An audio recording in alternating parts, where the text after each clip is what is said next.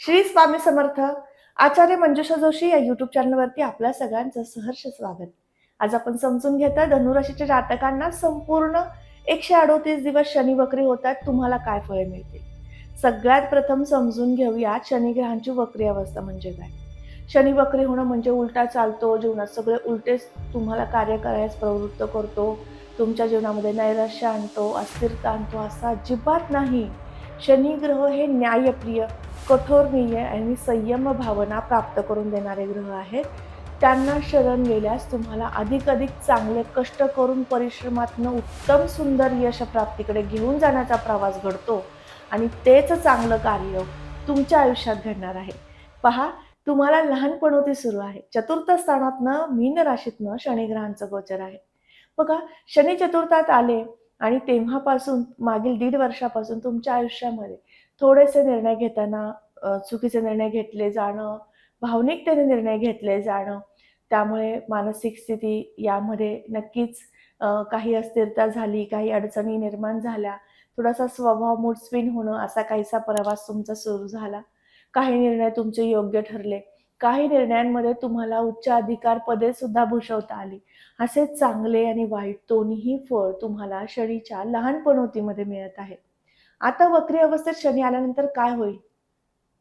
तर जेव्हा शनी वक्री होतात, तेव्हा ते सूर्यमंडळामध्ये परिक्रमा करत असताना पृथ्वीपासून त्यांना पाहिलं गेलं तर त्यांचा प्रवास जो आहे, त्यांची जी गती आहे, त्या गतीने ते चाललेत, तर त्या गतीमध्ये थोडाशी संथपणा येतो, गती मंदावते आणि त्यामुळे तो ग्रह उलटा चाललाय की काय, असा भास आपल्याला पृथ्वीपासून होतो. या अवस्थेला वक्री अवस्था म्हणतात. ती वक्री अवस्था तुमच्यासाठी खूप उत्तम ठरू शकते. चतुर्थ स्थान सर्व प्रकारच्या सुखाचं आहे, महत्वाकांक्षेचं आहे.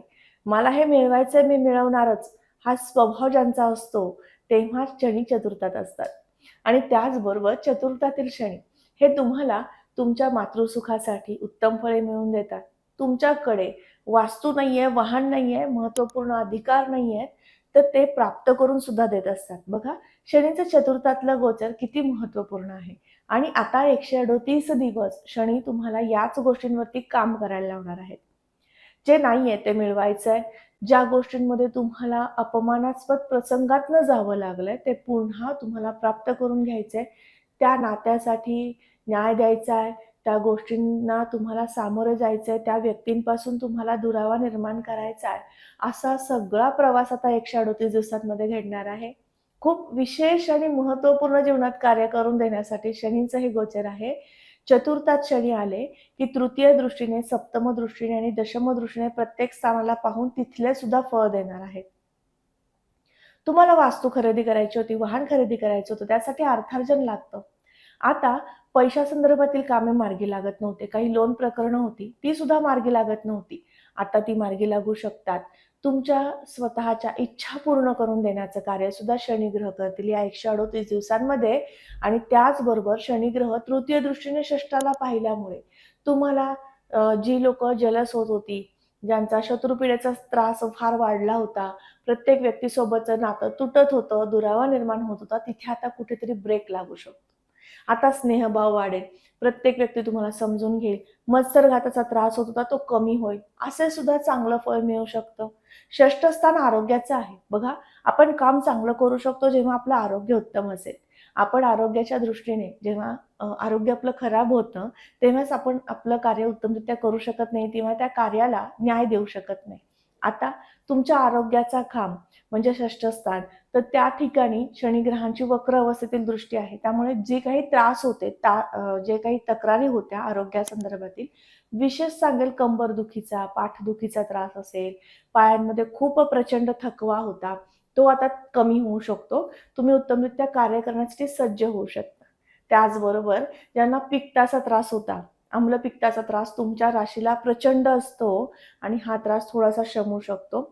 याच्या काहीशा तक्रारी तुम्हाला प्रत्येक महिन्याच्या शेवटच्या आठवड्यात वगैरे पाहायला मिळतीलच, परंतु फार मोठ्या प्रमाणात त्या नसतील. त्याचबरोबर शनिग्रहांची ज्यावेळेस षष्ठ स्थानावरती दृष्टी येते, त्यावेळेस तुम्हाला कुठल्याही गोष्टींमध्ये लोन प्रकरणांमध्ये सुद्धा सुयश निर्माण करून देणारी स्थिती शनी आता देऊ शकतात. हे चांगलं फळ सुद्धा मिळणार आहे. रिअल इस्टेटमध्ये गुंतवणुकी करण्याची संधी उपलब्ध करून देण्यासाठी शनींचं हे गोचर उत्तम असेल. त्याचबरोबर शनी ग्रह सप्तम दृष्टीने दशमाला पाहतील, त्यामुळे 10व्या घराचं चांगलं फळ देतील. तुम्हाला कर्मनिष्ठ करतील.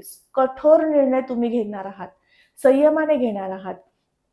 बघा, एखादं कार्य तुम्ही करताय, एखादा व्यापार करताय. आता त्या व्यापारामध्ये नाविन्य आणायचं आहे. त्या व्यापारामध्ये एखादे महत्त्वपूर्ण डिसिजन घेऊन त्या व्यापाराला सुस्थिर करायचंय. हे सगळं तुमच्या आयुष्यात घडतंय, करायचं आहे. परंतु कसं करावं किंवा कुठून सुरुवात करावी असा संभ्रम सध्या स्थितीमध्ये नक्कीच आहे. 27 जुलै नंतर यावर तुम्ही प्रॉपर काम करणार आहात, की मला हे कार्य करायचंय, एवढा दिवस या कार्यांसाठी मला द्यायचा आहे, वेळ द्यायचा आहे, पैसा द्यायचा आहे. त्या ठिकाणी तुम्हाला कार्य करायचं आहे, जास्त परिश्रम करायचे आहेत. ह्याचं सगळ्याचं सुनियोजन करू शकता. यासाठी हे 138 दिवस आहेत. त्याचबरोबर तुमच्यातील जो कर्मनिष्ठपणा आहे तो प्रामुख्याने समोर येऊ शकतो आणि त्यामुळे तुम्हाला उच्च अधिकार पदे भूषवता येऊ शकतात. जो नोकरदार वर्ग आहे तुमच्याकडनं व्यवस्थित काम होणार आहे. तुम्ही चांगलं काम करू शकणार आहात आणि प्रेझेंटेबल तुम्ही झाल्यामुळे तुमच्या स्वभावातील हा चांगला गुण, सकारात्मक गुण इतर लोकांना प्रभावित करून तुमचे जे काही वरिष्ठ अधिकारी आहेत त्यांच्यासमोर तुम्ही नक्कीच इम्प्रेशन चांगलं निर्माण करू शकता. हे चांगलं फळ शनी देतील. त्याचबरोबर तुमच्यातील संयमपणा थोडासा कमी असतो. अल्लडपणा किंवा छंदिष्टपणा, प्रत्येक गोष्ट लगेचच व्हावी हा स्वभाव तुमचा असतो. परंतु शनी आता तुम्हाला संयम देतील. करूयात, होणार आहे, करूयात असा स्वभाव तुमचा निर्माण करून देण्यासाठी सुद्धा ही स्थिती महत्त्वाची असेल. शनिग्रहांची 10वी दृष्टी ही लग्नस्थानावर येणार आहे. बघा, प्रथम स्थान म्हणजे तुमचा स्वभाव, तुमचं व्यक्तिमत्व किंवा तुमची रोजची दिनचर्या.